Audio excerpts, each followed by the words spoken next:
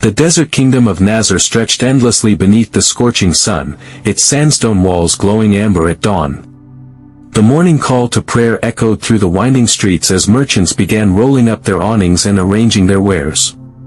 In the grand bazaar, the air smelled of cardamom coffee, freshly tanned leather, and the metallic tang of the goldsmith's forges.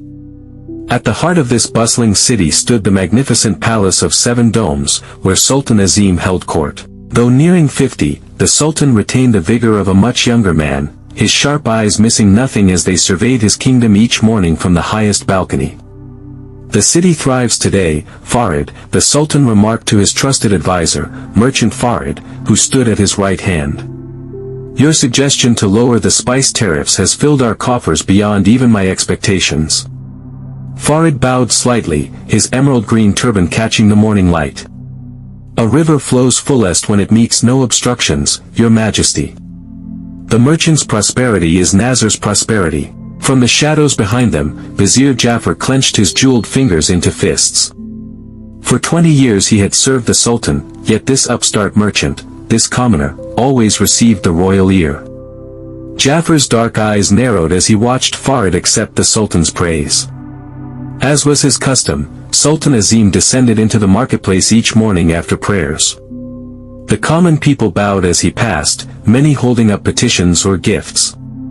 The Sultan's favorite stop was the fountain square, where he would hold court beneath the ancient fig tree. This morning, as the royal procession approached the square, a familiar figure caught the Sultan's eye. Karim, Farid's 16-year-old son, was arranging his writing desk near the fountain, preparing his ink and quills to scribe letters for those who couldn't write. "Ah, young scholar," the Sultan called out. "Come, let us play our game." Karim bowed deeply before approaching. The Sultan reached into his embroidered purse and produced 2 coins, 1 gold, 1 silver. He held them up so they glinted in the sunlight. "Now tell me, young Karim, which is more valuable, gold or silver?" Karim hesitated only a moment before pointing to the silver coin. "This one, Your Majesty." The crowd that had gathered burst into laughter. Even the Sultan chuckled, shaking his head. Every morning the same answer. "Farid, your son is either the wisest fool or the most foolish wise man in Nazhar." Vizier Jafar seized the moment. "Perhaps the boy takes after his mother's side of the family, Your Majesty. I hear her people were simple shepherds." Farid's jaw tightened, but he said nothing. Karim simply bowed again and accepted the silver coin from the Sultan's hand with quiet dignity. That evening, Farid stormed into the family's private chambers, his face dark with anger. Karim sat cross-legged on a cushion, counting his day's earnings. "Enough of this foolishness," Farid thundered. "Do you know what they're saying in the palace? That my son is simple-minded, that the great merchant Farid's bloodline has run thin." Karim looked up calmly. "Father, please come with me." He led Farid through their home to a small storage room behind the kitchen. Moving aside sacks of rice and lentils, Karim revealed a hidden panel in the wall. Behind it sat an ornate cedar chest. When Karim lifted the lid, Farid gasped. The chest overflowed with silver coins, hundreds of them, perhaps thousands. Each bore the royal mint mark of Sultan Azim. "Every wrong answer," Karim explained, "earns me another silver coin from the Sultan's own purse. If I were to choose gold just once, the game would end. But this way," he let a handful of coins trickle through his fingers. Farid's anger melted into astonishment, then pride. He picked up a coin, examining it closely. "You've turned mockery into a treasury," he murmured. "But tell me, why reveal this now?" Karim's expression turned serious. "Because Vizier Jafar has been watching me too closely. I fear he means to make trouble." The next morning, Karim arrived early at the fountain square. To his surprise, Layla, the spice merchant's daughter, was already there, arranging her family's colorful array of saffron, cinnamon, and other precious spices. "You're early today," Karim noted as he set up his writing desk.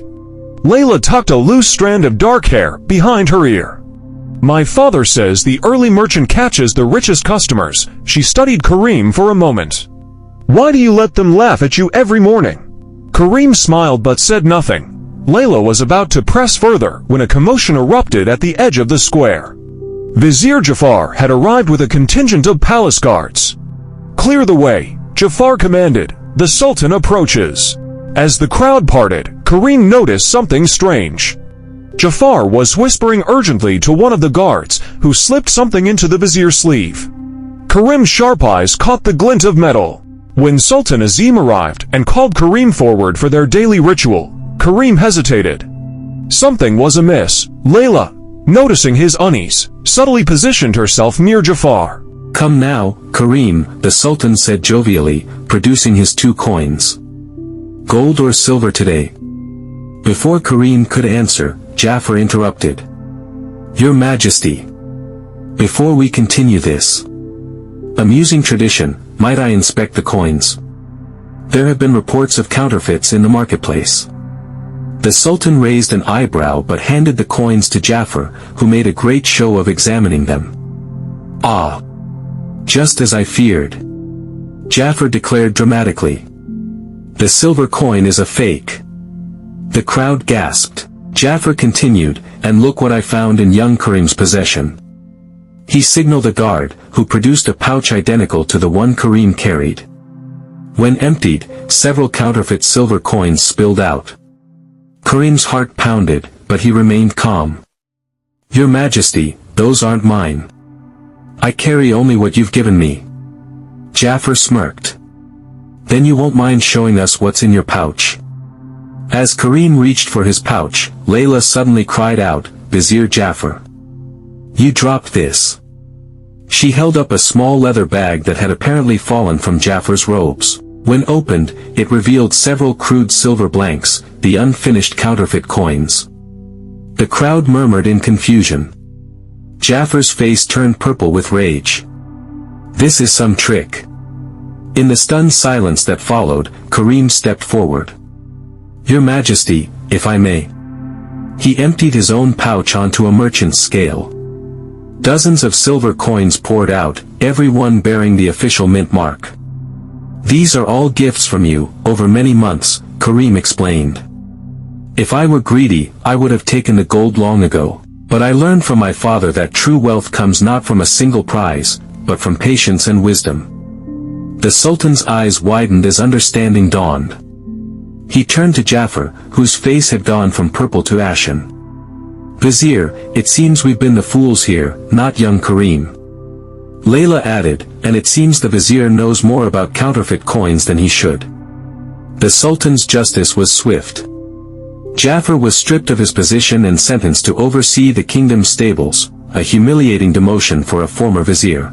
As for Karim, the Sultan appointed him as the new royal treasurer, with Layla as his assistant.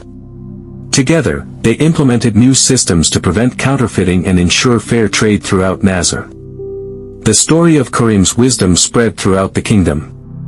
And though some still called him the Sultan's fool, they did so with respect, knowing that behind his humble demeanor lay one of the sharpest minds in Nazhar.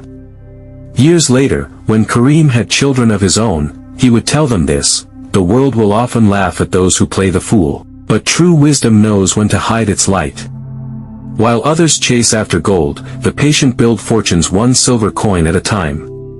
And in the palace gardens, an old sultan would still sometimes produce 2 coins, smile, and ask his treasured advisor, "Gold or silver, my friend?"